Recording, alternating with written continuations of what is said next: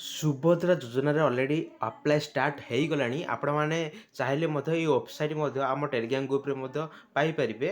ନହେଲେ ଡାଇରେକ୍ଟ ଆପଣ ଜନସେବା କେନ୍ଦ୍ର ଯାଇକି ଆପ୍ଲାଏ କରିବେ। ଆପଣ ନିଜ ମୋବାଇଲରେ ଆପ୍ଲାଏ କରିପାରିବେ ନାହିଁ। ଆପ୍ଲାଏ କରିହେଲେ କେଉଁମାନେ ଆପ୍ଲାଏ କରିବେ, କେବଳ ଯେଉଁମାନଙ୍କର CSC ଆଇଡି ଥିବ।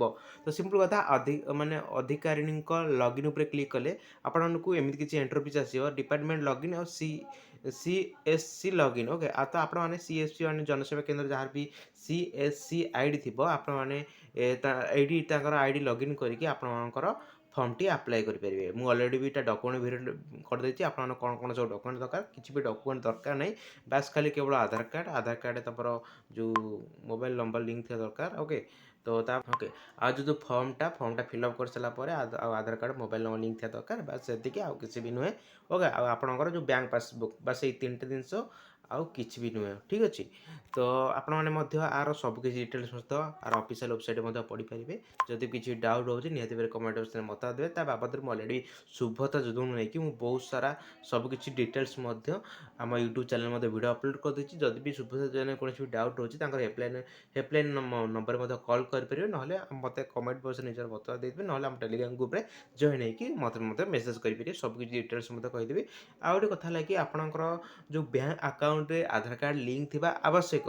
ବର୍ତ୍ତମାନ ଟାଇମ୍ରେ ମୁଁ ତୁମକୁ ଦେଖାଇ ଦେଉଛି, ବର୍ତ୍ତମାନ ଟାଇମ୍ରେ ପଇସା ମିଳିନି, ତେଣୁ ଆପଣମାନେ ପଛରେ କଲେ ମଧ୍ୟ ଚଳିବ। ନିଜ ମୋବାଇଲରେ ମଧ୍ୟ ବ୍ୟାଙ୍କ ଆକାଉଣ୍ଟ ସହିତ ମାନେ ଆଧାର କାର୍ଡ଼ ଲିଙ୍କ୍ କରିପାରିବ।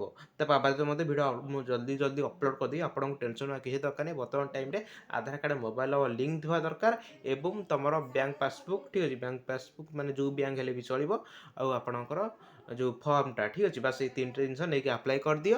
ଓକେ, ଆପଣମାନେ ଜାଣିଥିବେ 17 ତାରିଖ ତାର ଫାଷ୍ଟ କିସ୍ତି ମଧ୍ୟ ମିଳିବ। ଅଲରେଡ଼ି ମଧ୍ୟ ତା ବାବଦରେ ମଧ୍ୟ ଅଲରେଡ଼ି ମେନସନ୍ କରିଦେଇଛି। ଓକେ, ତ ଫାଷ୍ଟ କରି ବହୁତ ସାରା ଅଫିସିଆଲ୍ ୱେବସାଇଟ୍ ମଧ୍ୟ ବହୁତ ସାରା ତାଙ୍କର ଡିଟେଲ୍ସ ମଧ୍ୟ ଅଛି। ଆପଣ ମଧ୍ୟ ଅଫିସିଆଲ୍ ୱେବସାଇଟ୍ ଭିଜିଟ୍ କରିକି ମଧ୍ୟ ସବୁ କିଛି ଡିଟେଲ୍ସ ମଧ୍ୟ ପଢ଼ିବ। ଅଲରେଡ଼ି ଅଧ୍ୟୟନ ଆପ୍ଲାଏ ଷ୍ଟାର୍ଟ ହେଇଗଲାଣି। ଆପଣଙ୍କର ଚାହିଁଲେ ଜନସେବା କେନ୍ଦ୍ର ଯାହାର ବି CSC ଆଇଡି ଥିବ, ମୁଁ ଆପଣଙ୍କୁ ମଧ୍ୟ ଅଲରେଡ଼ି କହିଦେଇଛି ଭିଡ଼ିଓ ଷ୍ଟାର୍ଟିଂରେ।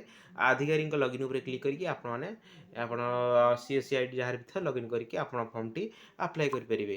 ବାସ୍ ମାନେ ବାସ୍ ଏତିକି ଥିଲା ହିଁ ଆଜିର ଭିଡ଼ିଓ। ଆଶା କରୁଛି ଭିଡ଼ିଓଟି ବହୁତ ହେଲ୍ପଫୁଲ୍ ହେଇଥାଏ। ନିହାତି ଭାବରେ ଚ୍ୟାନେଲକୁ ସବସ୍କ୍ରାଇବ୍ କରି ରଖିଥାନ୍ତୁ। ଏମିତି ଭଲ ରିଲେଟେଡ୍ ଭିଡ଼ିଓ ପାଇବା ପାଇଁ। ତ ରଖୁଛି, ଦେଖା ହେବା ନେକ୍ସଟ ଭିଡ଼ିଓରେ। ସେଥିପାଇଁ ଜୟ ଜଗନ୍ନାଥ।